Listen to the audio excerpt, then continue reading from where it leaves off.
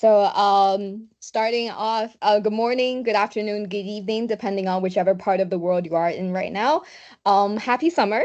Okay, I'm not sure if summer break has already started for you all, but it is coming soon. And also, welcome to our event.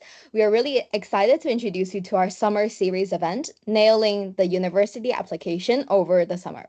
So today is our episode 1, which is the big picture of university applications. So now if you haven't scanned the QR code yet, we would love for you to give it a go because on our Instagram page, you would definitely find more future insights down the line. So as mentioned, this is actually the first time that we're doing like a series of events that we have created for the IB students.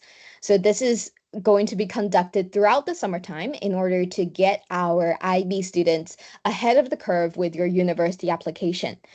So even though I try not to pressure our poor IB students, but I still want to emphasize that summer from IBDP1 to DP2 is a crucial one. So apart from your EE and IA, it's also a time where you can start envisioning your university applications.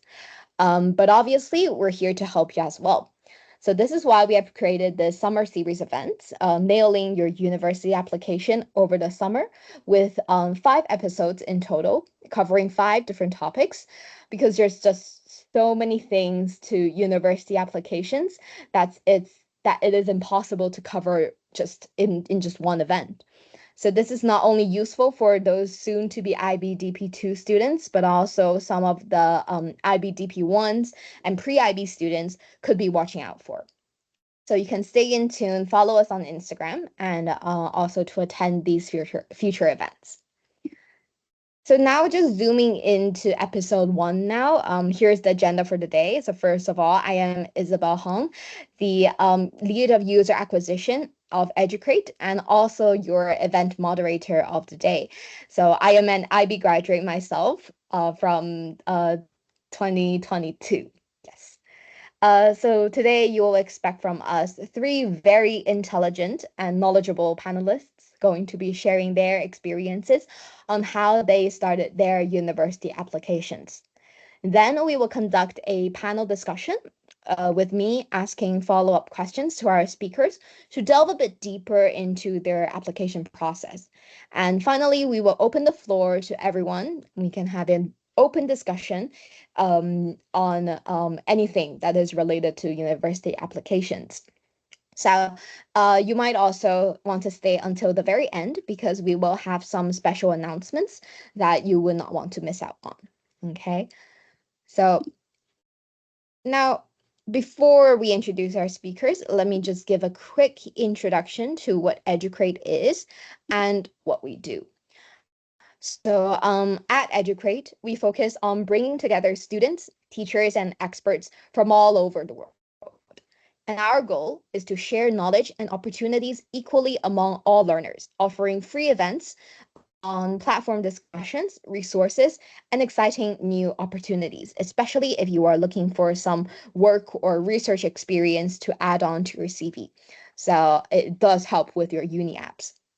So designed by our IB graduates, the EduCrate platform integrates diverse functionalities such as discussion panels and course booking features with esteemed educators on board that you can interact and book sessions with. So to enhance students' learning efficiency and foster global IB community engagement. So the summer obviously is the perfect time to prepare for university applications and work on your TOK, EE, and IA to get a head start. So check out our platform or get in touch with us to redeem a free trial tailored to your specific needs.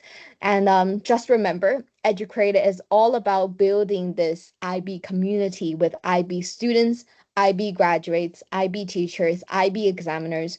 So then, therefore, feel free to reach out to us at any time with anything.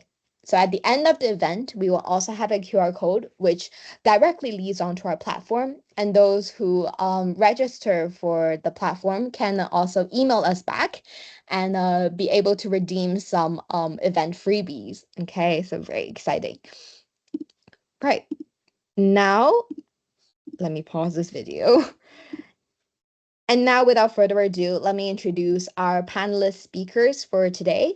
We are really honored to have Alexandra from Northwestern University, Takumi from Brown University, and Madhav from Imperial College London.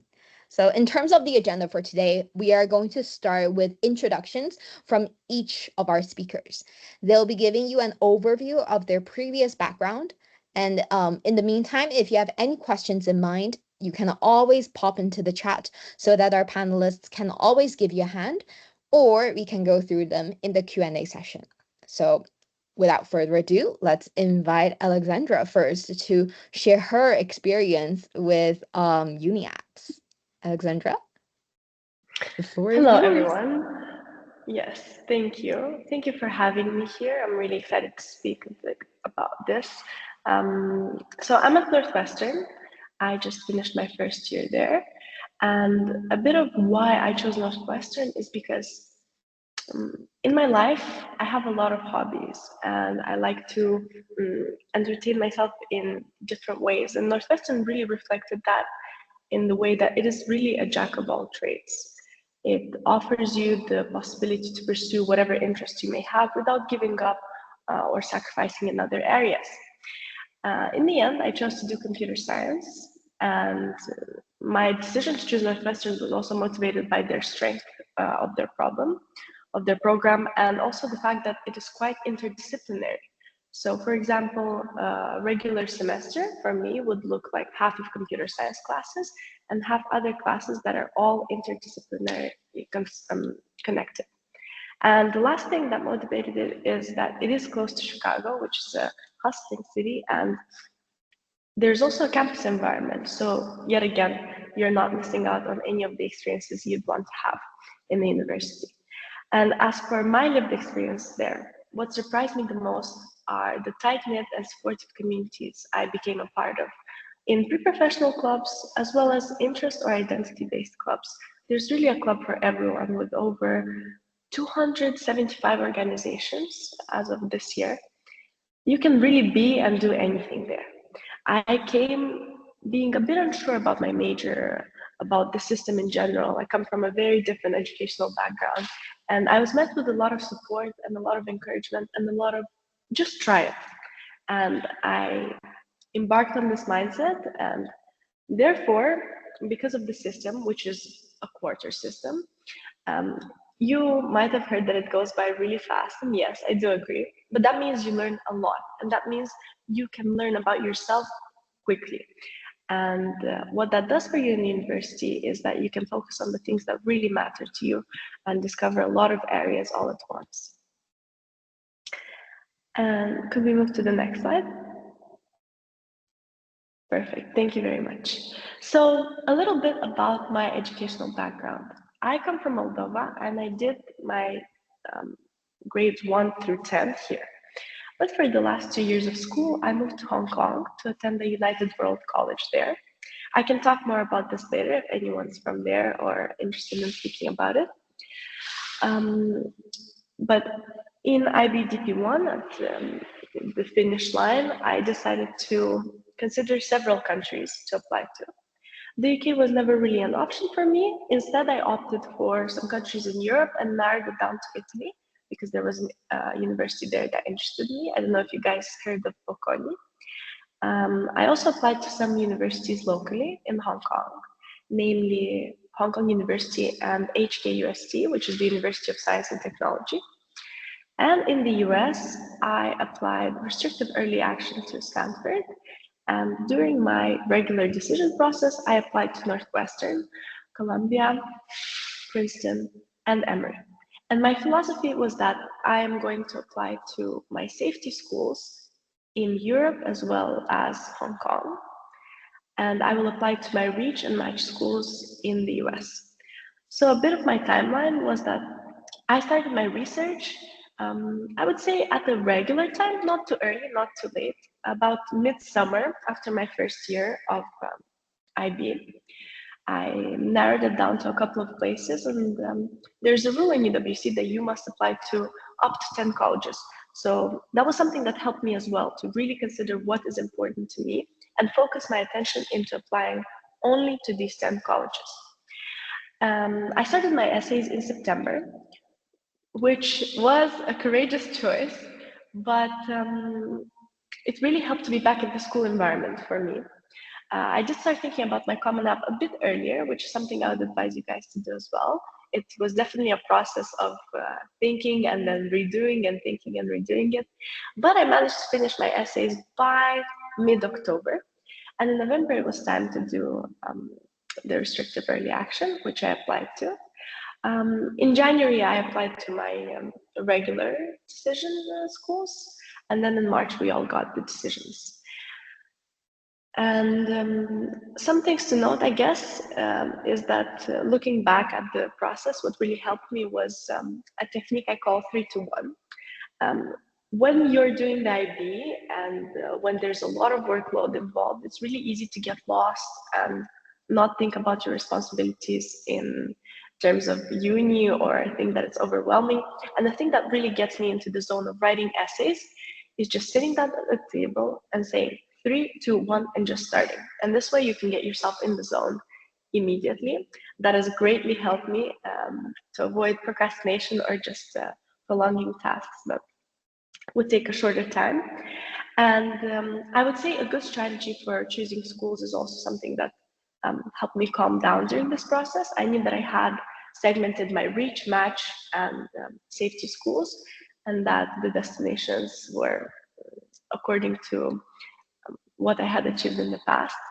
But I'd be more than happy to talk more about my background in extracurriculars, any questions you guys may have, how to combine working on your EE and IA, as well as applying to uni, and any tips for essay writing. But that's my journey. Right. Thank you so much, Alexandra. A lot of meaningful insights there, and I think a lot of things that we can follow up on later as well. So next we will have Takumi, who is currently studying in Brown University.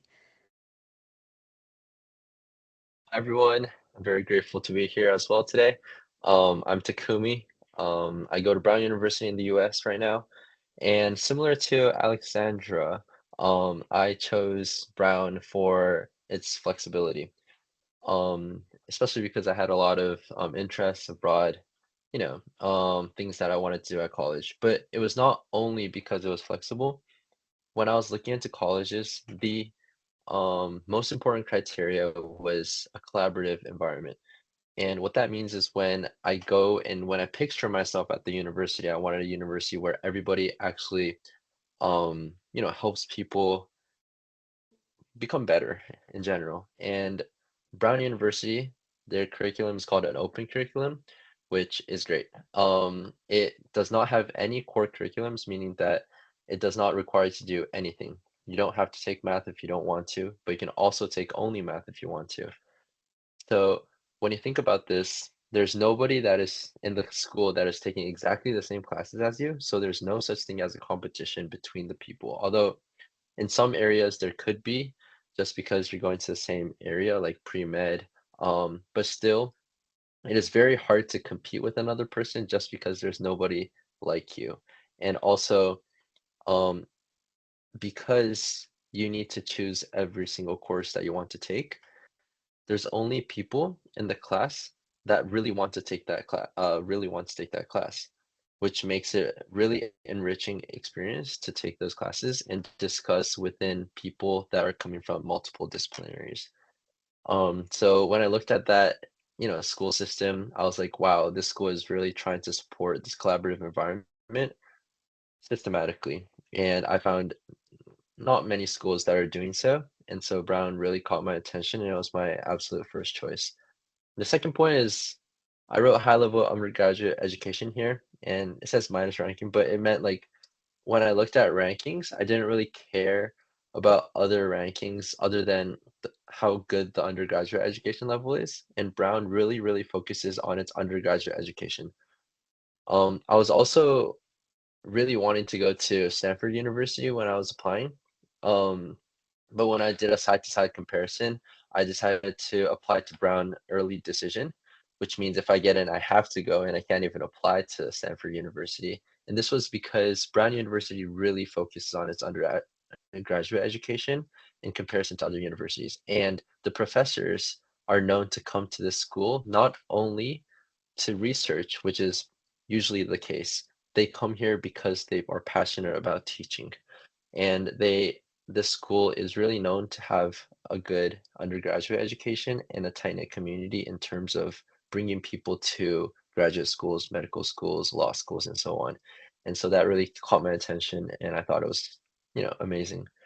Um, and then when I was talking to the alumni, I was very grateful that I had the chance to talk to some people and like reach out, and they responded. And they just seemed so happy. They just like, I don't know. I'm not saying that other, alumni in other schools were not happy. That's not the case. Of course, I saw some like people that are absolutely happy, but I also heard some stories from schools that I was considering that like, some people will rip their notebooks just to make like other people, have a hard time. And at Brown, it was exactly the opposite. And once I go there, it is exactly like that, actually more than I expected. People are really supportive. My roommate that came from a US background, he was always I grew up in a rural area. He describes this environment as, um, no, not describes, but in the beginning, he was like, he couldn't believe people because people were too kind. He thought they were all like, trying to trick him or something. If people were that kind to that extent, people will stop what they're doing to help somebody next to them. And this shines through not only through academics, but through our general life as well. And it is such an uplifting environment, which I'm super grateful of. And people really do care about each other. Um, Not only in the surface, but also, take the time to go on walks if somebody's having a hard time, hard day. We're there for each other. And I think I touched upon it a little bit, but since there's an open curriculum and since there's this flexibility, people are like people have to be the architect of the education, and that is basically the motto of Brown University, which means you just need to create your own education by yourself. So in other words, um, you try to figure it out. You need to figure it out. And that does come with some stress as well. So if you are a person that wants to have a strict curriculum that you can follow, and it is actually hard for you to choose what you want to do, and it's rather easier for you to follow a clear pathway, I wouldn't really recommend Brown University because it could be a little hard to manage. That said, there is a lot of support system with advisors. There's also like these kind of departments that you can go to if you're struggling to decide your pathways. So there is absolute support, but that is something to consider if you want to go to Brown. Next slide, please. Thank you. So a little bit about my journey as well. I also went to United World College, just like Alexandra. So I grew up in Japan most of my life. I had a typical Japanese education system, which is very different from the Western educational system. I did the IB diploma for my last 2 years, so IBDP1 and IBDP2. Um, Dang, that was a hard transition, but it was my first time learning in English. And so okay, 11th grade here means IBDP1, my first year of my diploma. I started most of my extracurriculars that I ended up writing um, on my Common App. Before that, I was always a basketball, dude. I just always played basketball. Actually, my school even restricted us to do only one extracurricular. That was sort of a rule. I was a rebel. I rebelled to the school and did too. But that was basically what I did for most of my life. I did some other like, volunteerings every now and then, but most of my extracurriculars that I ended up writing on my Common App are ones that I started in 11th grade. So if there are any students that are 11th grade and are wondering, gosh, I have nothing. Gosh, the people around me are amazing. Don't worry. You still have a lot of time to create that portfolio, and it's never too late. And I'll touch upon that later if anybody wants to talk more about it. The extracurricular activities that I focused on were mostly social impact projects, meaning I was really passionate about, just helping the people around me. It started very small. It started from my school, my friend community. It started from my school community, and then as the needs got bigger, the scale got bigger, and yeah, I focus more about what I learned, the impact that I can create, instead of the awards and all of that that come along with it. And I had a lot of fun doing all of these activities, and I would recommend doing something that is fun so that you can, alleviate your stress from your IBDP, because it is certainly a journey. In the summer, I started writing my applications. I also procrastinated on this. Um, I can talk about how I sort of forced myself to do it, perhaps in the Q&A session later. But I did start preparing my application. I started researching my schools, which school I want to go to. Actually, at this point, Brown was not my first choice. Brown became my first choice around the end of summer. Um, but yeah, I started researching schools. I started writing my Common App. I started, um, yeah, looking into some of the supplemental essays. I don't think I wrote it over the summer, but I did finish my Common App essay over the summer. And yeah, and then second year, um, started. I was busy with my IAs, EE, all of that. Um, that time was a lot of writing, and yeah, that. And then I got into Brown University, thankfully, with my early decision. So I didn't do regular round, but I applied to a lot of schools in the US for merit scholarships, because I wanted to apply for schools that I wouldn't pay a penny to, for my target schools and safety schools. So I tried to apply to ones that have a merit scholarship. If they offer a merit scholarship, it tends to be that the application deadline is earlier. My first application deadline was, I think, around like October. The next one was like November. That actually did force me to um like write my common essays a little earlier. So try to look into those as well, as a way to, constrain yourself to write those essays. Um, so I did apply to some other schools before getting my ED. Um, in terms of countries that I applied, I ended up not applying to the UK, but I did look into those. I was considering applying to Canada, except it was not an appealing offer in terms of financial aid and so on. So I ended up tuning into the merit scholarships in the US. Um, if there was any question, I'm very happy to take it later. Yeah. Yeah, this is a little bit about myself. Yeah, I see. I see some new attendees joining us. So right now we're just having a chat about the application background of all of our speakers. Lucky guy here, Takumi, got into Brown University with his early decision. So congrats to him again. And yeah, for those who are curious about scholarships, we can definitely discuss that later. So feel free to drop any questions in the chat box, and we will definitely go over those later. Right. So, last but no means least, we invite Madhav to talk about his journey in IC, which is the Imperial College of London. How did he manage to get into that? And heading over to Madhav. Hi guys, again, a pleasure to be here, and I hope that by sharing my experience, I'll be able to help, at least one person in some way through this process, which can be very stressful and daunting at this stage. Um, but background, just by myself, I currently study physics, theoretical physics at Imperial College London. I just finished my first year like 2 days ago. So officially had my last submission, so first year's done. And I did my schooling in Doha, Qatar, which, if you don't know, it's in the Middle East next to the UAE. And I did it in an American school of Doha, which is an international school, and did the IB in my last 2 years there.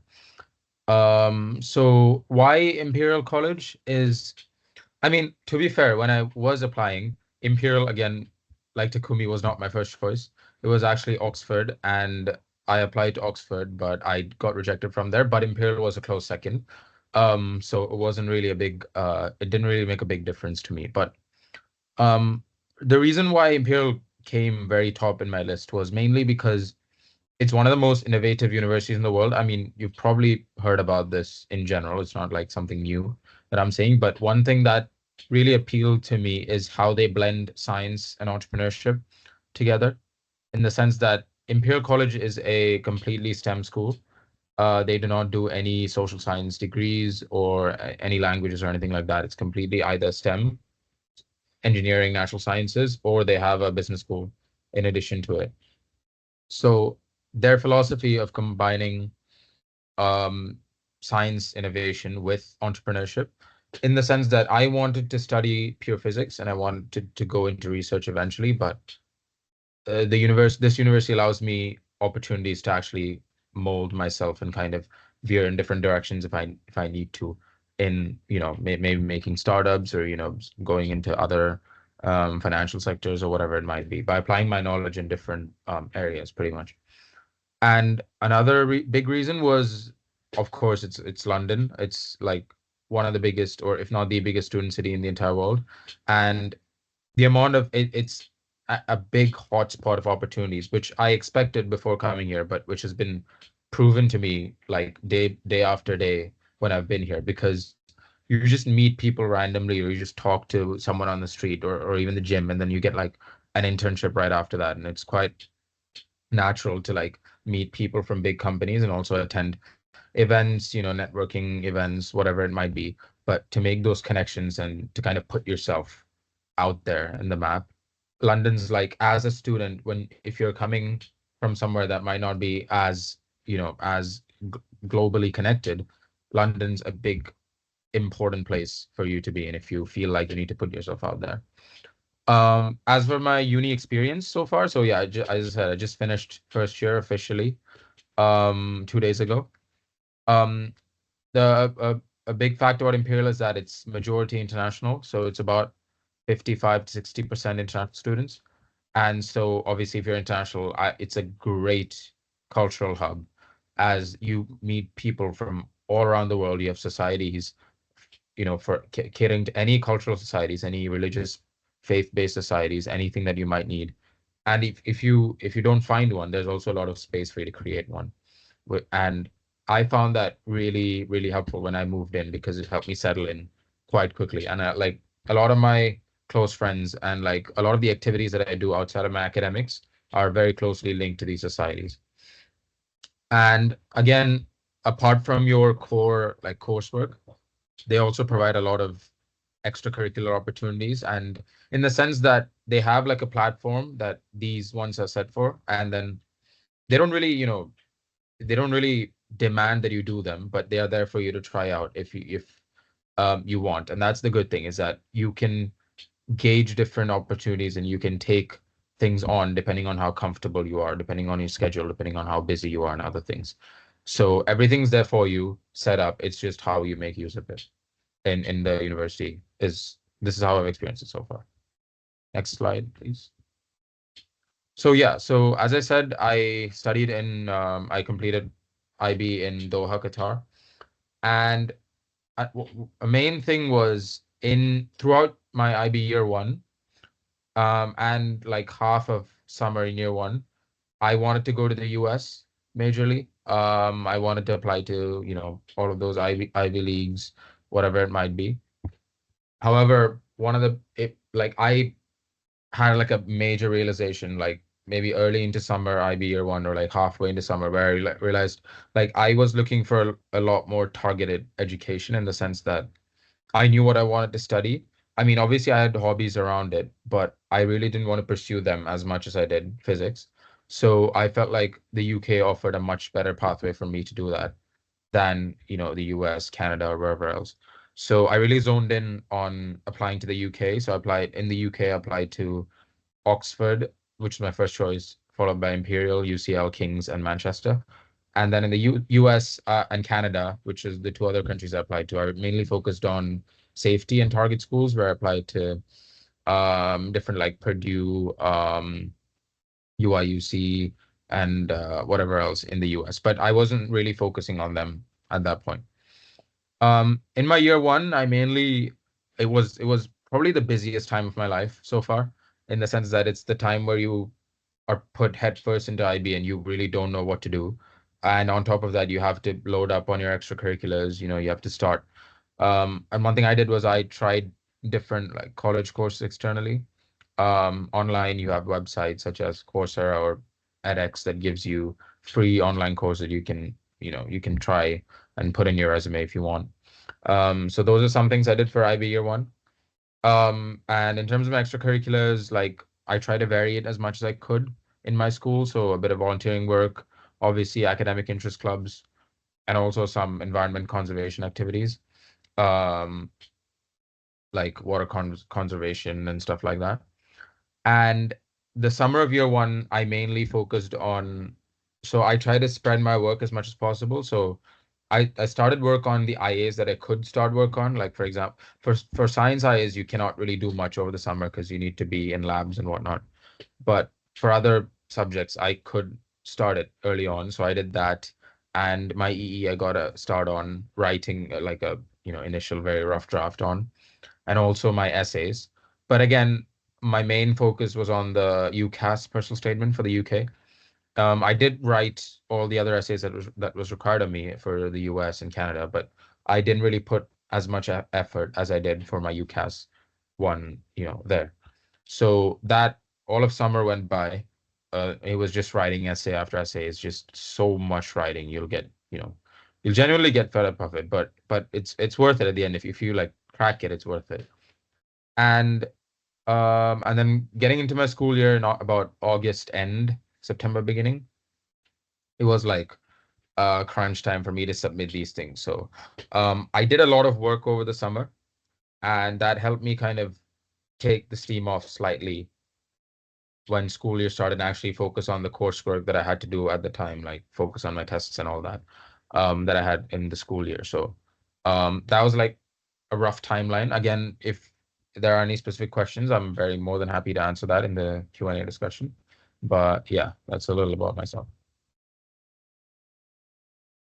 Awesome. Thank you so much, Manhav. I think those were all really insightful experiences, past experiences from all three of our speakers.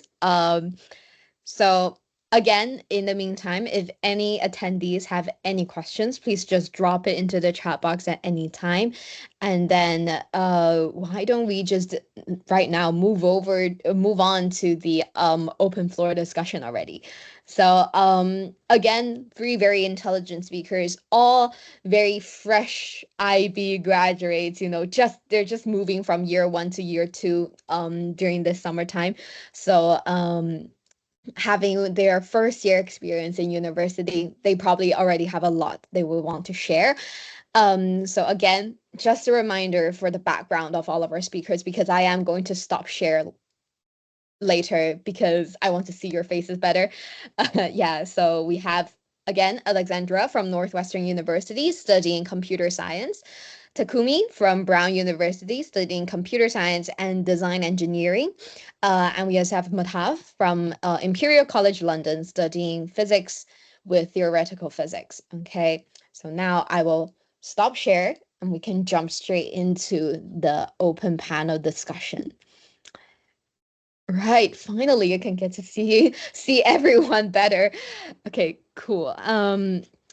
Anyone have any questions for our speakers? You can feel free to unmute yourself or to type into the yes, I already see a question from Ezreal. Alexandra, for you, I see. What are some advices that you have for your personal statement for a Common App? Great question. Okay, so Israel, I'd say what helped me the most is that in the beginning of the process, you can take a pen or a paper or you can jot it down in a Google Doc, but you have to write down every single thing that either defines you or is an accomplishment of yours or is important to you. And you just write and you don't restrict yourself. And then from that, you have to narrow it down to about 10 bullet points of what represents you the best. You can talk to other people about this as well. Opening up is a good thing. You have to know when to do it, but some outside input could be useful. And when you have those 10 points, you'll most probably have some other essays. My philosophy was that I can talk about my activities that I didn't highlight in the activities section in the other essays, but what really makes me me. One great thing that I heard about the personal statement is that your personal statement on Common App should be an essay that only you can write. So I kept that in mind every single time I was writing. And another advice, and this is more on the writing process in itself, is that whenever I would write a sentence, I would write a paragraph. That's how I would write it. I would go back, read the sentence, and then ask myself why or how. So, for example, the sentence would be, let's say that I used this activity in this context to create this impact. But why did I do it? And how did I do it? So these two questions helped me actually dive deep into the essence of what I was trying to communicate, because sometimes to you, it may seem like you're telling the reader all the information when you're not really showing them all the details because you know the situation, you've been through it. So I'd say those two things help a lot. But if you have any more questions related to something more specific like topics or brainstorming, I'd be happy to answer that, and I hope it helps. Awesome. That was really insightful. Of course, I think this question, why don't I just pass the same question on to Takumi? Because you obviously also deal with the Common App, right? Like, how did you do it? Like, is there any advices that you would build on top of what Alexandra just touched on?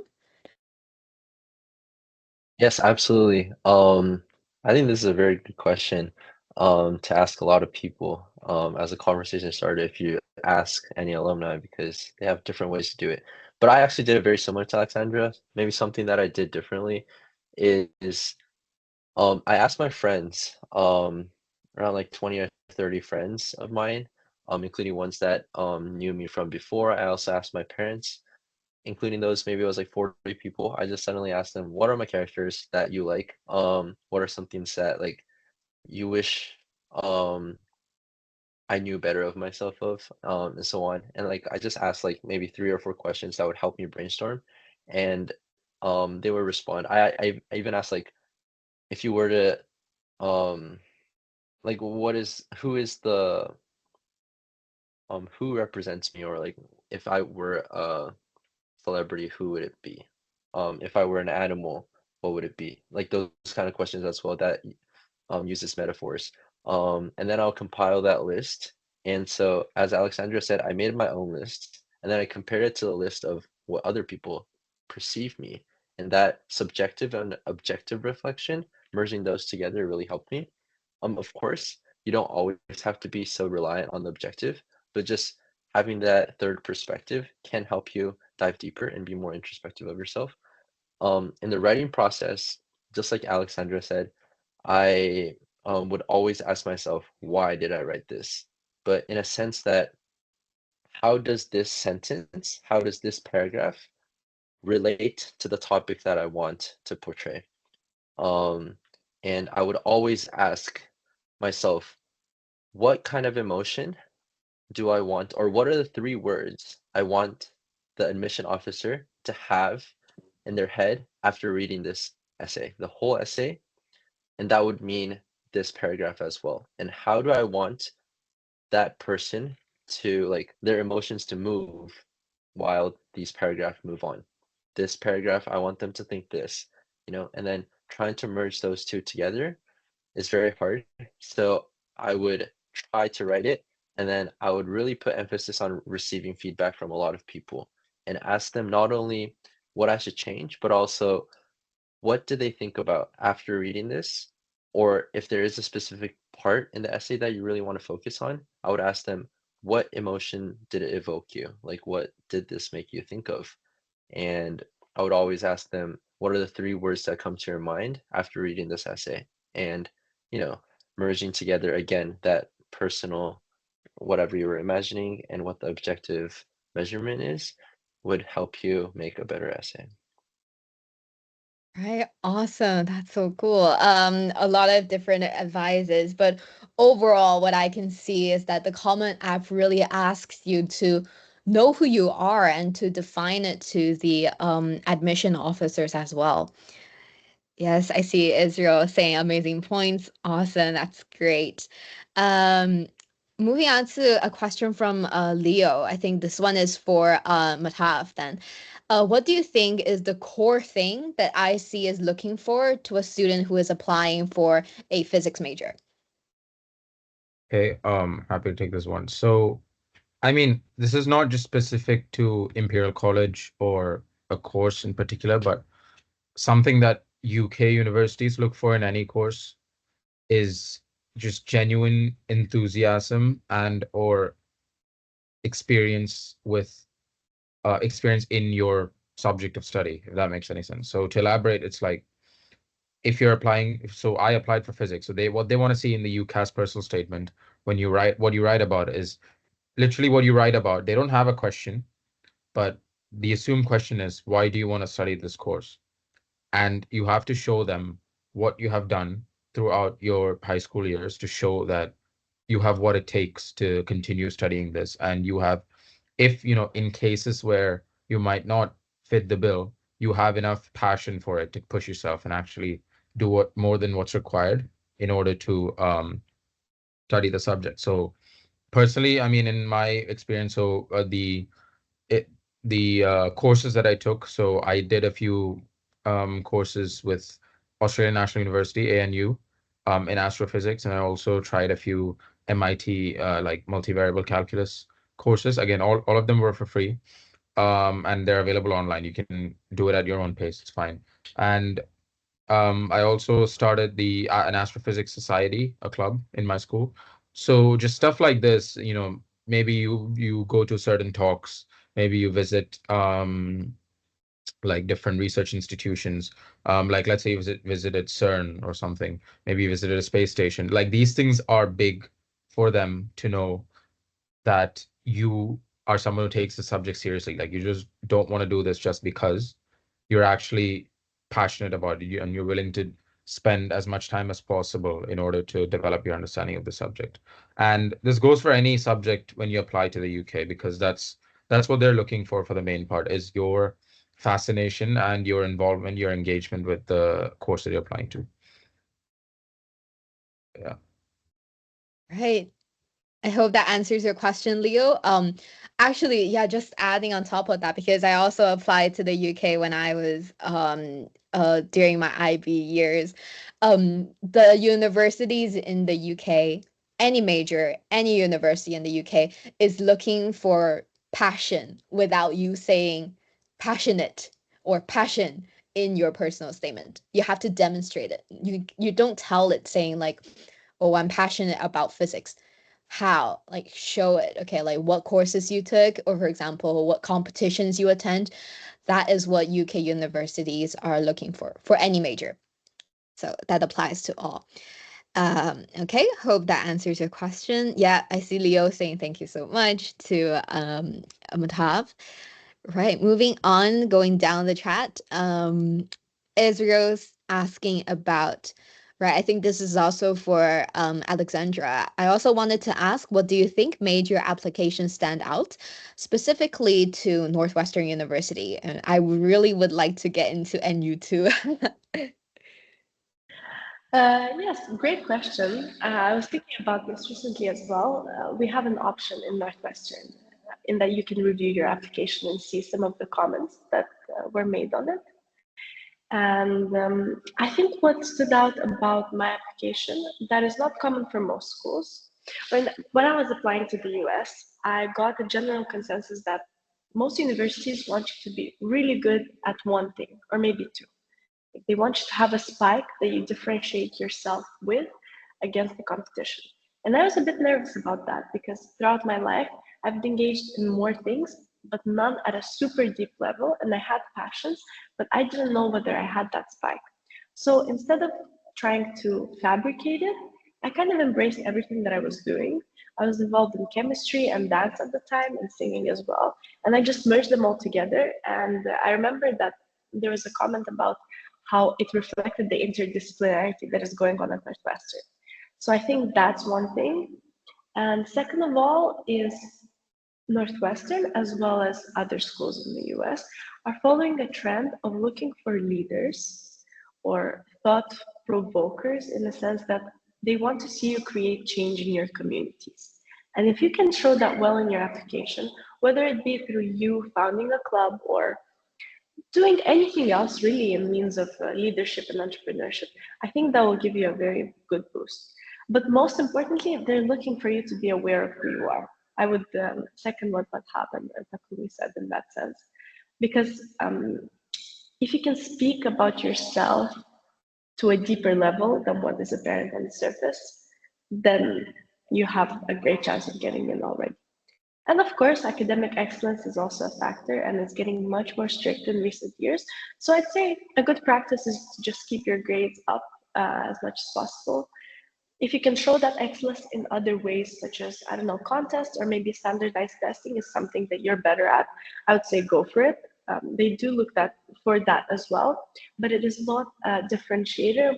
It is more of a standard that they expect you to meet. I hope that helps. All right, I hope that answers your question for Israel. Awesome. I do see a hand raised.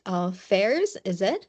Do you want to unmute yourself or turn on your camera, or is there any questions? Yeah, I'm sorry. Hi. I just have a small question for Madhav, please, regarding Imperial College London. If I'm just wondering if there's a merit-based scholarship there, or how does the university work regarding financial aid? Does it give full scholarships, or just wondering? So as far as I know, when I applied, I didn't really have a lot of options when it came to financial aid, because they don't offer much for international students. So I was considered full international, and even for merit or other conditions, they didn't really have any options for international students. But I'm pretty sure for if you're domestic, if you're UK based, they do have plans that cover a portion of it. They don't offer, I don't think they do full scholarships at all. But upon application, there are some which I don't know specifics about. I'm sorry on that front, but there are some that offer partial coverage to a certain extent. One thing also is that I think over the years, let's say in a third or fourth year, a lot of the times you can win scholarships through the process, which covers a certain part of a certain year, which is also a thing, I'm pretty sure, in the university. Thank you so much. Right. Then moving on, I think there was this another question from Dongju. I'm not sure. Very sorry if I pronounced your name wrong. Who is also asking about a scholarship for Davis. So you mean UC Davis, is that right? So does anyone from the US, Alexandra, Takumi, anything about scholarship from the US, since we've just touched on scholarship? Takumi, do you want to take this? As you wish, No. as you wish. Either way, Not UC Davis, sorry. It's Davis Scholarship, I think, from UWC. Oh, very sorry, Yes. very sorry. I did apply for the US, so excuse me. Okay, I can take this, and Alexandra, you can add on if I miss out some places. So just in context for the people that don't go to UWC, there's this guy that's called Davis that funds UWC graduates for their partner schools, which is around 90 to 100 schools, I think, in the US. And how it works is if you apply need-based scholarship to the university and you get an offer from them, then Davis the guy or the foundation will cover a certain amount. If there's more than 80 UWC alumni at that school at that given moment, then usually they cover up to 40K USD. If there's less, then it is a range from 25,000 to $40,000 usually.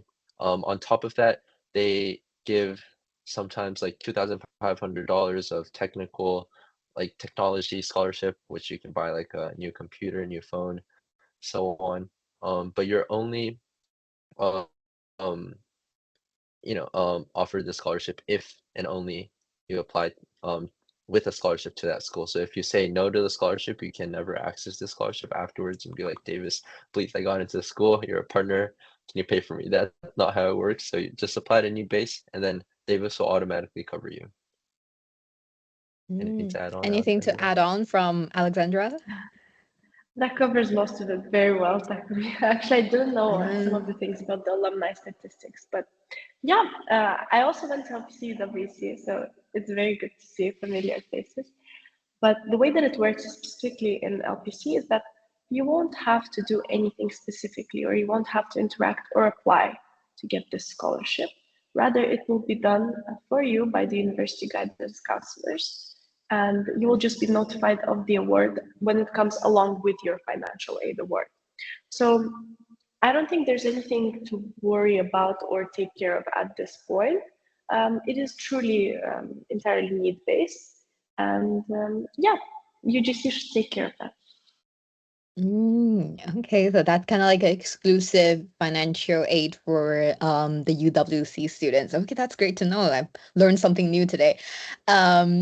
Then also that since we've already since we're touching on like scholarships, since again at the beginning of the event I mentioned that this is going to be like a series of event, we will cover content and details on financial aid from another three intelligent speakers, just like a heads up, um, in our episode 2. So we'll dive a little bit deeper into financial aid at the end of June. Okay, so for those who are probably curious about scholarship, about financial aid, you might probably want to watch out for our next event. Okay, so that's all from the scholarship side. Moving back to some of the questions, I see a question from Hina. So, what can help you narrow down your university list, apart from the majors they offer and how good their undergraduate degrees are? How would I know that I would fit well into this university? Let's start with Madhav with this question, since you've applied to 3 different places. So I mean, my main thing that I think a lot of people do check first is like rankings, just straight up. That's the one thing that can provide some sort of distinction between different universities. But deeper than that, I think one of the biggest things that I didn't consider while applying, which I think is very important, is the location and community that it offers. So depending on who you are as a person, you're gonna have different requirements with that. Like maybe you're a big city person, maybe you want like a smaller town, maybe you want international community, maybe you don't want that. So like it differs from person to person, but I did not consider that while applying, because I just neglected it. I didn't think it would be that important until I came here. I realized how important that was, and luckily I was in a good state here. But if I'd been elsewhere, that might not have been the case. And I mean, there's only so much you can know from online. Like obviously, with these things, you can only know for sure when you have experienced it in real life. In the moment. But or like look into it as much as possible. Depending on your personal preferences, like if you're international, how far away from home do you want to live? How often do you want to come back? These things do make a big difference, which again, because I can speak from experience, because I had a big shift in my perspective on this, because I really did not consider this before. And now I feel like it's like, if I were to apply again, if I were to do this again, this would be one of my top kind of considerations in my list. So apart from, rankings or how good a university is, I feel like the community that you're going into, how well you would fit into that community, and plus the location, what kind of location are you looking for, I think are two big considerations that you should have. Right, definitely. Because keep in mind that you're not just studying there for 3 to 4 years, you're actually living there in 3 to 4 years. How well do you think you're going to fit in? Are your parents going to allow you to go this far from home? These are all factors that kind of needs to be considered other than the ranking and the majors that a university offers. Yeah, so any add-ons from Alexandra and from Takumi? What are some other things that you have to consider when applying for universities other than ranking, majors, etc.?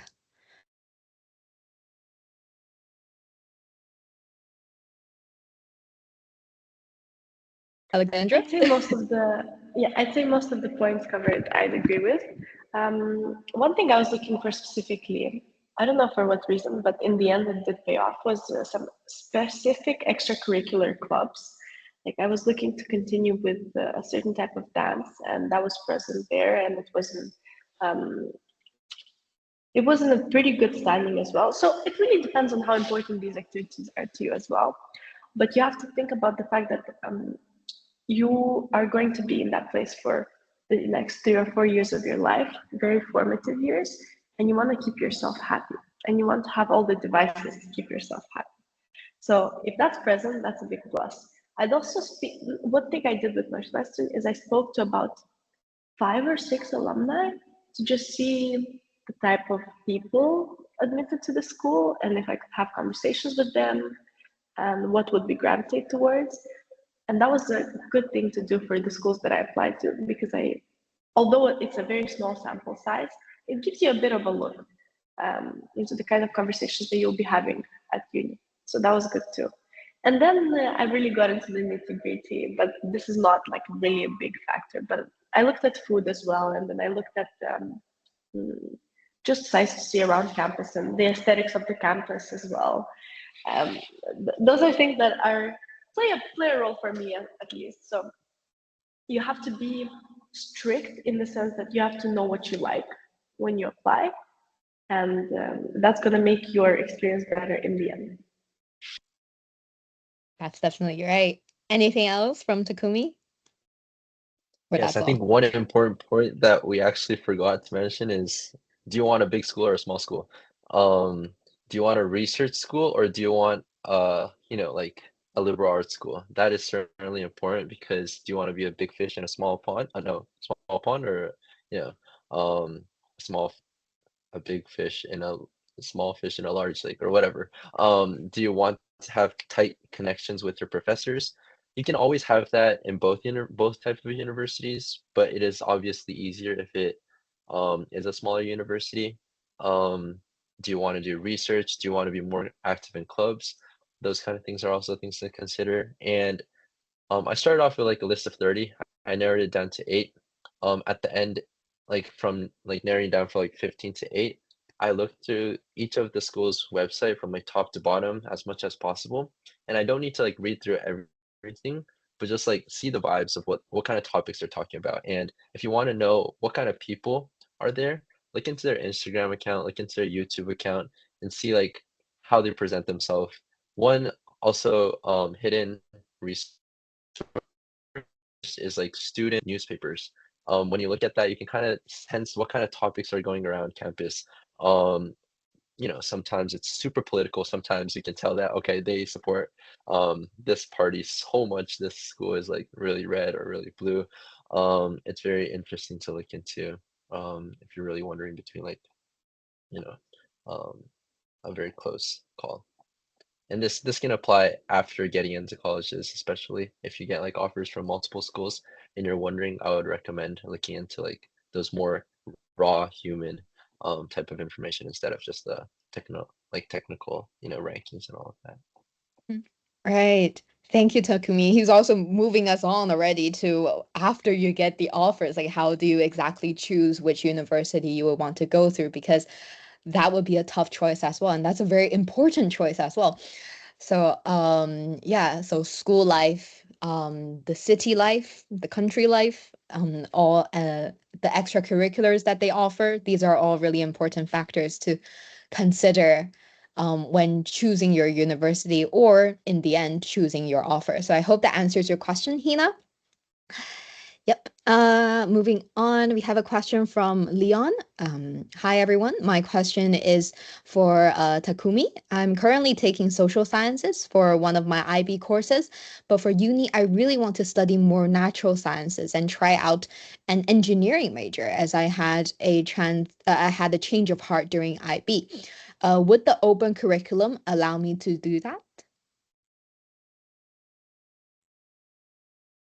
Thank you. I absolutely love it. I absolutely love that question. Yes, you can absolutely do that. That is what the open curriculum is for. As a matter of fact, I did not take physics during my IB. I am doing engineering right now. I did not apply as an engineering major at all. And during my 2 semesters that I did so far, I took classes from 7 departments, including engineering and also including like Spanish, neuroscience, education, economics, all of that. That is what Brown is for, and you don't even need to declare your major until your 2nd grade. So I have been changing, and my friends have been changing their majors. We don't even call them majors; we call it concentration. More than like 10 times.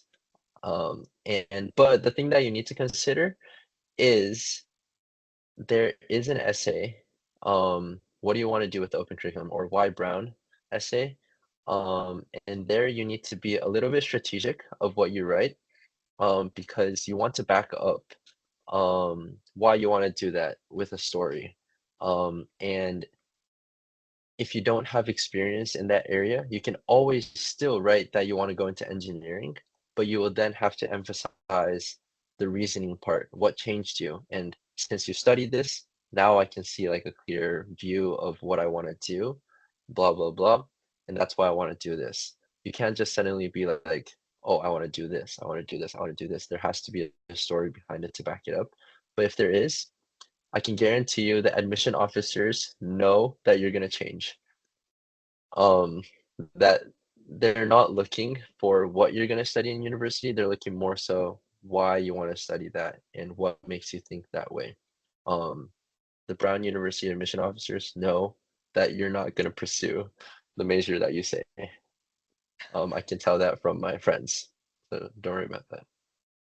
Wow, okay, so that's a great level of flexibility that Brown offers, but also there's some definitely some things that you would have to address for, changing majors as well. So Leon, I hope that answers your question, but also again, feel free to send over any follow-ups if you want.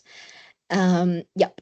So yes, talking about follow-ups, we have a follow-up from Israel. So I guess this one will be for Alexandra, but we can open that up for everyone as well. So what's a good range for academic grades to be kept up, especially if you apply for ED? Northwestern states 37 points and above, including the points for your EE and TOK.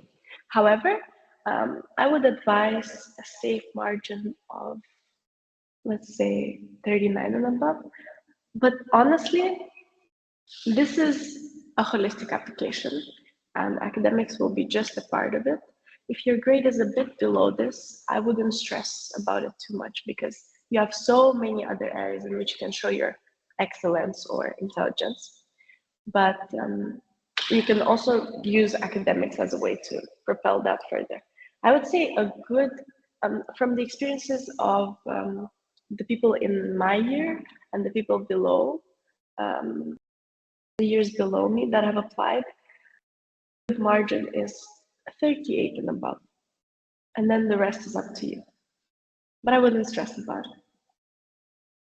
it. Right. Hope that answers your question, Israel. Is the case the same in the UK for let's say Madhav? Can you answer that? Like for the grades?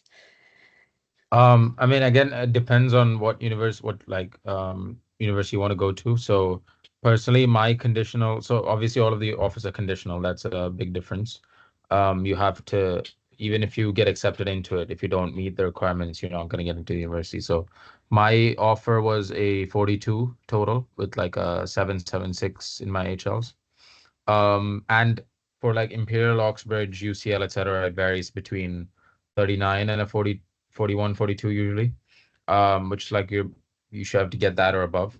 But for other universities like King's, Manchester, etc., it's like 37, 36, 35. So it's one thing is this conditional is always listed in their specific admission websites. So that's always worth looking. They'll give it clearly, or if they don't, you can email them and they'll reply, because There's like one of them, like the one thing that you have to satisfy after you get an offer. So they'll make it abundantly clear what you have to achieve. Yeah. Yep. I hope that answers your question, Israel, regarding the grades. All right, moving on. Another question from Leo. This one is also for Madhav. How did you narrow down to deciding theoretical physics as your path? I've been thinking of taking theoretical physics for a while, but up to now, I'm not so sure. I mean, long story short, I think the main thing was just I wasn't really that good at anything else. So, obviously in school you do different subjects, you do social studies, languages, whatever. I did enjoy learning some of them, not others, not so much, but I wasn't really I didn't really perform that well at them without putting in, like 200% effort. And like, I don't really want to do that every single day of uni, which means I'm not really that naturally good at it. So this physics was one subject that I both enjoyed and I was willing to like just learn on my own, without any external pressure, but also, yeah, I had this like instinct for, if that makes any sense, this intuition for, um, and why theoretical physics is because I also really enjoyed studying maths, and you can really combine both of these in this degree because, especially with how the program is structured in the UK in Imperial, um, and actually everywhere else in the UK, you have like, especially as you go into higher years, let's say third year, fourth year, you do like a 65 to 70-30 split between physics and maths modules. So, and they're very correlated between each other. Like you study the maths and then they go into how it's applied. And so you can get a better understanding and better intuition of how they work in real life. Much, much better in that way. Um, Also, another reason was why I chose theoretical physics, because again, natural science degrees these days in terms of employability, to be frank, is not the best. But if you choose theoretical physics, I do a lot of maths, I do a lot of computation. So I learn a lot more transferable skills than I would if I were to do a normal physics degree. Like if I do maths computation, I can really switch to like finance or whatever else if I need a job or, if that's the case. So I feel like it gives you a lot more transferable skills than, just a regular physics degree or any other natural science for that matter. Right. That's so that's so humble of you saying like, oh, I'm not good at anything else.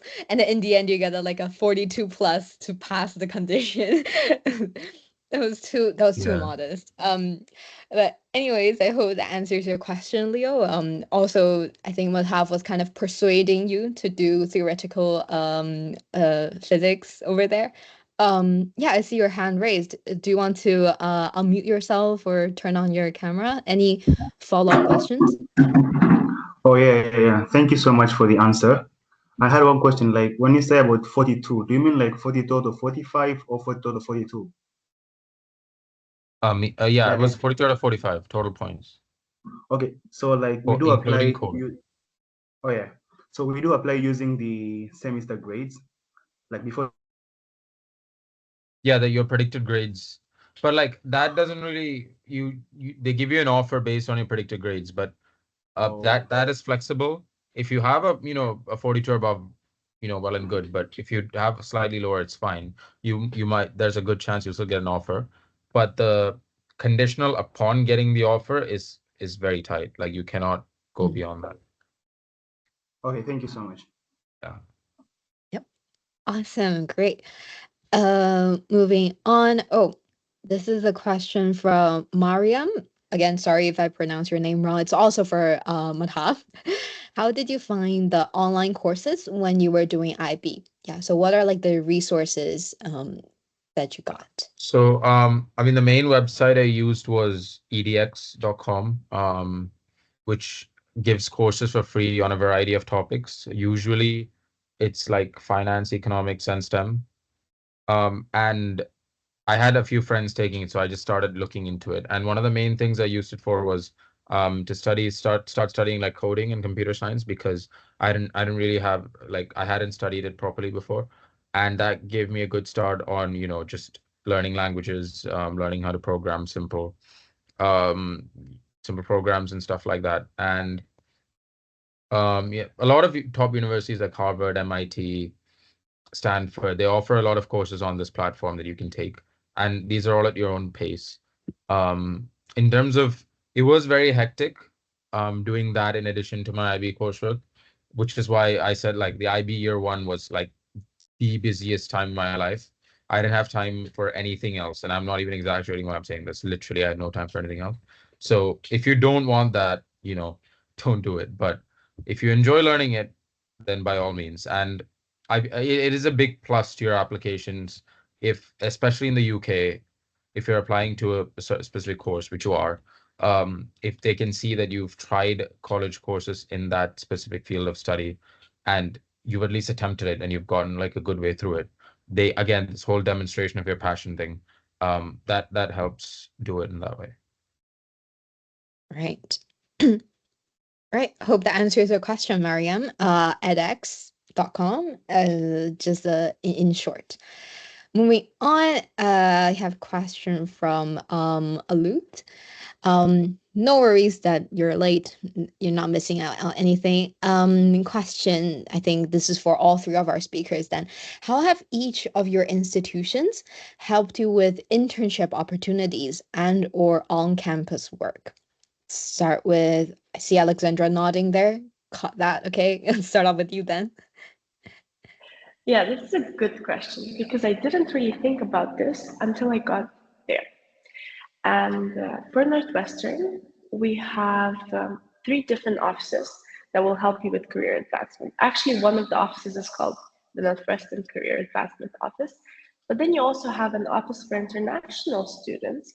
And that one contains a department which talks to you specifically about student visas and how you can navigate the work scene as an international. And if you're on an F1 visa, there's CPT and OPT, and that can all seem very confusing. But they sit down with you and they walk you through every single step that you need to be aware of. And there's also an office for short-term opportunities. So I'd say Northwestern is very proactive in that they want to get you on this train of searching for internships very early on. And it can get easy to get lost in the timelines and feel nervous about it all. But what I've seen through the experiences of alumni and people that we've met that are above our years is that they're very helpful. They can help connect you to an alumni that you can speak to in a company that you'd like to work for, or they can help connect you to an organization. There's also a special program in Northwestern called Chicago Field Studies, in which instead of a normal quarter, you spend the quarter interning at a company and you get full credit for that. So therefore you get a 4.0 GPA for that quarter, and then you are interning at paid internship in Chicago. That's another career advancement option we have. And the last thing, which is possibly my favorite, there is building, I'd say, or a department in Northwestern, which is called the Garage. And it's all about entrepreneurship. So startups come there and they can receive financial as well as mentor support. It's also a physical space, which provides a lot of design items if your product is physical. So it's basically a do-it-yourself little studio for startups, where you can meet and match with mentors and also get involved in other startups as well. You can get a job through that. And then of course there's on-campus jobs. So there's plenty of opportunities in that sense at Northwestern. I'd say everyone that's here is quite satisfied with the plethora of different things that you can take on. Right, that's so cool. Then moving on to then what about for Brown University then? Yes, absolutely. I think most of the opportunities are very similar. Something to add on is there is a huge network called Brown Connect for Brown University. I think there is one for Northwestern as well, which is basically an alumni platform, in which you can just search up like the company name and they'll give you a list of people that work there that are alumni of Brown. We can also like just like LinkedIn or whatever kind of platform, you can select some options in which you want to know about like alumni that study computer science, and it'll be like a list of people, and then you can reach out to them. They also do some summer, like networking kind of sessions or courses that you can take, in which you just join, and then they'll connect you with the mentor that you want to connect with and talk through it. We do have an entrepreneurship office. We do have a career center exploration office. We do have the international office. There is plentiful of opportunities. To the extent that it could be too much, it is really up to you to use all of those resources, but there is more than enough resources for you to intern at any possible company, startup, etc. That's right. That's right. Then what about for the UK then? Would have any internship opportunities or on-campus work that is offered by IC?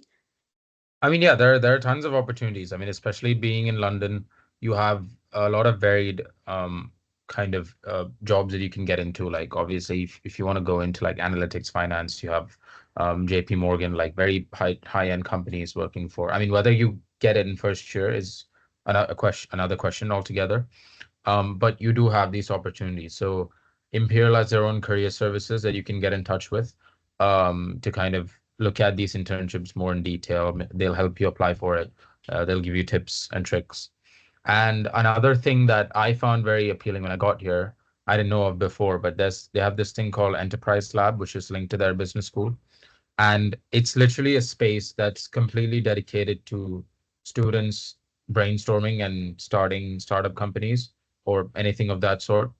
And it's genuinely one of the best things I've seen in the time I've been here. It's like they have their own space in like the basement level, and it's like if you go into that space, you feel like so much more motivated for whatever reason. Just the way they've designed it, just the way they've the people there are very approachable. They're very like you feel way smarter for some reason. One thing I will say is that I don't feel like they do a great job of advertising these opportunities. So these do exist, but if you don't go looking for them, if you don't go out of your way to look for them, you might not really know what exactly is on offer. So that's the one caveat I have. But other than that, you can really talk to alumni, you can talk to higher year students, and they will have a lot of opportunities. And even externally, like Imperial, being a student of Imperial College gives you a lot of waiting when it comes to applying for just external internships, which are not through the university itself. So if you're just applying to a company in general, saying Imperial has a lot of affiliated companies, which helps you like go up the ranks in terms of how likely you are to get that job, I guess. Right. Hope that answers your question, Alut. And it's great to see that you're already looking ahead on like internship and on-campus things that you wanted to do. That's great. That's great motivation. Moving on to Hina for US applicants. So again, for Alexandra and for Takumi then, how do you rank your extracurriculars on Common App? I understand they are holistic, so it doesn't matter if your extracurriculars are related to your major. If you have done a diverse range of stuff, how do you rank them? So I guess she's asking how do you, kind of like select which one to include or which one to put like the priority. Yeah. Let's see. Takumi, do you want to start off with that? Yes, sure. So I think there's multiple ways to order it. I think two big categorization will be based on whether you're more focused on academic/research, or if you're more like a leadership type of person. If you are an academic research focused person, in which I mean you want to do those and you have those experiences, perhaps write things that are based on your academic interests. Would it be more make sense? Would make more sense. But generally, what I would say is put your like most impressive slash activity that shows your leadership on the top, and engagement. Um, I put some that like showed my leadership. Like I founded a project, for example. I founded a program those kind of stuff that I put a lot of time into, that I put a long year, like many time, meaning years into, and per week time into, and something that shows leadership, and then at the very end, like show more things that are like hobby related or things that show your character. But in any case, you really want to make a story out of it. So if it's a research, you want to be like, okay, I'm interested in these type of stuff. If it's more about like impact, then it'll be like, yes, I'm these kind of my characters are these, meaning leadership. I care about the society. I care about these issues. And within those leadership opportunities, let's say if you have two, you would want to put the one that makes more sense in terms of your application. Like I'm interested in like environment, let's say, then it should be the environmental initiative. But there's multiple ways, there's multiple formats. Yeah. That's right. Alexandra, anything else to add on? How did you rank your extracurriculars when you were applying? I would second what Takumi said for all of his points, actually. That's the exact same process that I used when I was ranking my activities. I got a bit confused at first because in my mind, I thought that we need to categorize them, which is a thing that I would advise against, or actually I would just say, don't worry about trying to categorize them when you are listing them. You can list them out one by one, even if they don't have, even if they're not tangential to each other, and then you can connect them in your essays later on. I did the same thing as, actually one thing that I did, which could it be classified as a risky move maybe, is that in my Common App, I talked about chemistry and DAX. And in my activities, the activity that I ranked as first was DAX. And the reason why I did this is because that is indeed the thing that took up most of my life up to that point and what I dedicated myself most to. But it also reflected the fact that it's a part of my identity and Common App and personal statement and etc. And after that, I went on with the same ranking system of most important, most impressive, I guess, most highly awarded, or basically asking yourself, where did I get the furthest? Yeah. So yeah, I'd say I agree with most of what was said. Yep. Hope that answers your question, Hina, regarding the extracurricular activities. So we also have another question from Chloe. So, is it important to be the winner of big competitions or award schemes to make your application stand out? So I think that's probably, it works a little, I imagine it will work a little bit different regarding UK and the US. So let's start with the UK side then, Madhav. I mean, if I'm being completely honest, like it does give you an edge over other applicants. Like obviously, if you have like a big award or something that you've received, it shows some sort of recognition by an external body that they are a reliable body. However, I don't think it's necessary that you need to have one in order to get like get into these universities. I myself did not have anything like that. I didn't have any, big award or license. Like I just showed my interest for the subject, and that's all that they want to see. If there's an award to back it up, good. Add it, definitely add it. But you don't need to have that as long as your passion comes through in the personal statement and whatever else that you've done, your subjects, grades, whatever. As long as it comes through quite clearly, that's more than all you need. That's right. Then what about for the US side, Takumi? I would say it can be beneficial. But again, I definitely don't think it's necessary. If you really want to go into research, if you want to go into academia, it could help you. But the reason why I say it's not necessary and that it could actually not be the best to put your effort in is because that is sort of a template type of application, I would say, in the sense that everybody tries to aim for those specific extracurriculars and it doesn't really show why you're different. There will be people that will be applying, especially if you are Asian, from those kind of academic backgrounds. And like the question I would ask you is, do you want to fight in that area, or do you want to, create a portfolio that shows who you are, um, with different leadership activities, and also which one makes you more excited? Like, do you want to study even more after you do your IB and like complement your application, or do you like would you rather like, found something that matters to you? Um, don't worry if you don't have an international like competition award. It really doesn't matter at the end. It can help you, but not really.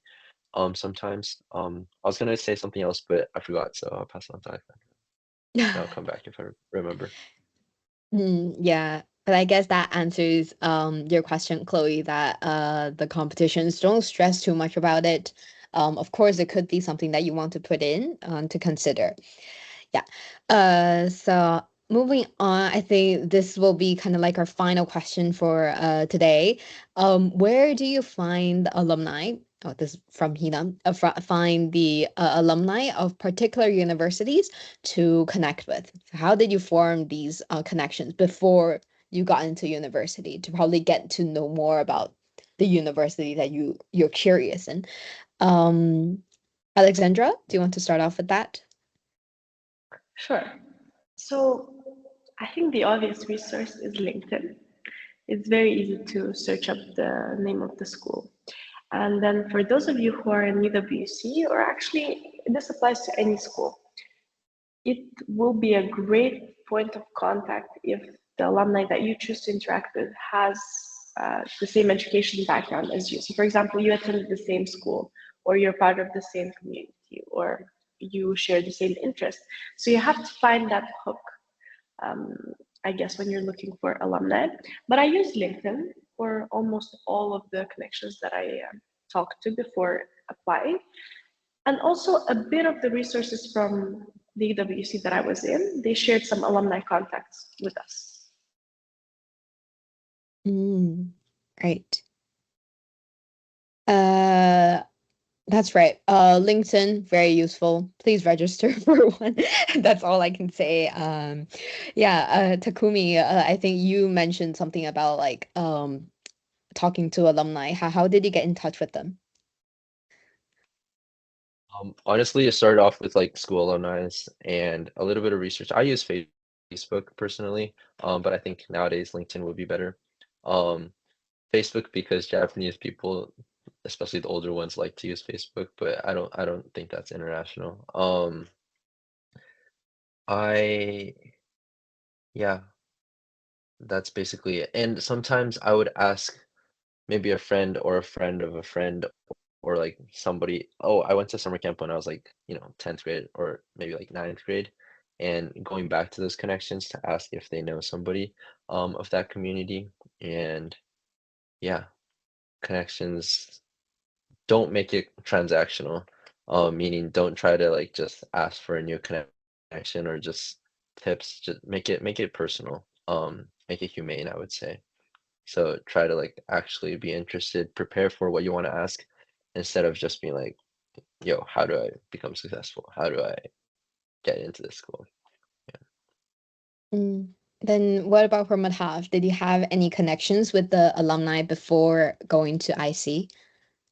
I mean, not really specifically, but if I did want to ask, like, reach out to anyone, for any university, I think one of the main things that helped me, again, I don't really have anything different, but LinkedIn was one. But for me, mainly was my school staff network.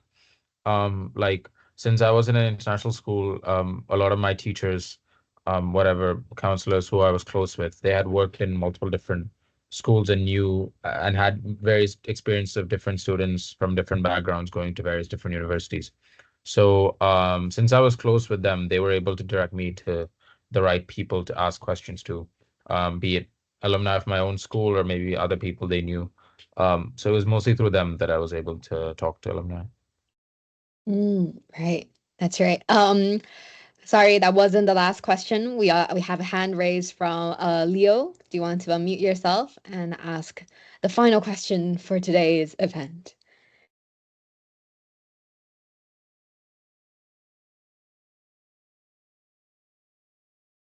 Hello, Leo? Or what was your question in the chat? The question that you have in mind already?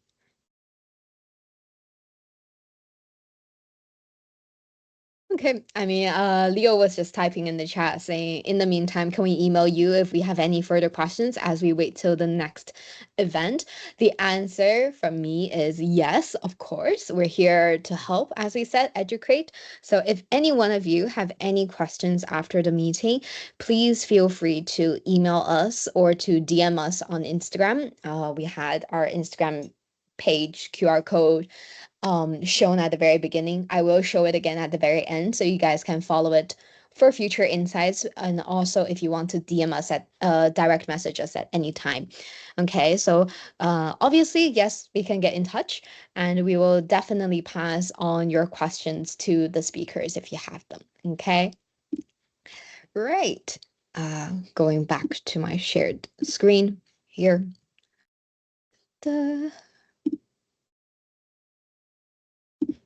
Yes. So yeah, we've already finished the Q&A session. I was kind of amazed at the enthusiasm that we're seeing in the chat. There were definitely a lot of questions. You can already see some very ambitious, some very motivated students who are already planning ahead of their university applications. And also a very, very big thank you for our speakers for providing such insightful answers. So then that's all from us today. I would just want to wrap up today's event. So again, just like a future heads up, since this is a series of event that we are doing today, we is episode 1, so which is the big picture of university applications. In the future, we will be covering in episode 2, 3, 4, and 5 more in detail topics that are related to university applications, which includes like scholarships or switching universities or switching majors, the power of extracurricular activities, and also events targeted at the UK personal statement and also the US essay, which are two very important components of these two different countries. Okay. And also, I do realize that we are running a little bit over time, but we would really appreciate it if you could stay a little longer with us for just another additional 5 minutes as we have some special announcements to make. So the first announcement, as you can see from all of our 3 speakers, we can see that some extracurriculars will definitely add on to your application. So then look no further. As EduCrate, we will offer you a chance to, since we are opening up creative intern recruitment for IB students. So you will be involved in developing engaging content and campaigns. This is also a great opportunity for growth and for training over the summer break if you're looking for something to do. And remember, this can also count towards your CAS, okay? So for more details and also for the application process, you can scan the QR code and there will be more details in there. And not sure as to how many students are IBDP1 students in our event. So this second announcement is more for the DP1 students. So we are introducing the Campus Ambassador Program. So it is a special talent selection program of EduCrate. So we are scouting for DP1 students with excellent academic performance and excellent network on campus. And great communication skills. So in this program, we also offer mentorship program where we will connect you with IB alums from your dream university and your dream major so that you can start forming your network. Okay, if you want to get in touch with alumni, as one of the attendees has mentioned in the question. Okay, so certificates and reference letters will also be provided based on excellent performance. And don't worry, the application is on rolling basis, so you can apply at any time. So if you're interested, for example, what does this what does this ambassador program do? Like what do we expect from you? Then again, you can scan the QR code to see more details. Great. Moving on. Yep. And also, this is remember the video that I was showing at the very beginning of the event? So here we have a QR code directly to our platform. So think of it as like an IB specific LinkedIn or like an IB specific Reddit. You will get a chance to interact with a large group of global IB students, teachers, examiners, and IB graduates as well. Okay, so right now, if you're interested, again, you can scan this QR code, another different QR code, a lot of codes to scan, I understand, and to sign up on our platform. And once you have signed up, you can email us and you are free to redeem a freebie from us, some really exciting resources that we have prepared for you. Okay. Yeah. So I think that's all for today. Again, this is the Instagram page for EduCrate. Again, please scan this and follow us for any future insights. You know, walking down the line, we have another different series of events that is coming up. And also, if you have any follow-up messages or follow-up questions that you would like to ask after attending today's event, feel free to follow us and then drop a DM at any time, okay? Because we're here to help you. So no matter if you're DP2, DP1, or pre-IB students, there is definitely no loss in keeping in touch with us, okay? So right, again, another warmest thank you and for everyone for coming to this event, and we hope that you have enjoyed the session and you have gained something or learned something or feel inspired, okay? So speakers, if you could stay behind, we'll have a quick debrief chat and a little more and also take like a small group photo, okay? So I guess this is all for today. Please scan the QR code to follow us, or you could go directly onto this website, which is and register for the platform to unlock experiences with the entire IB community.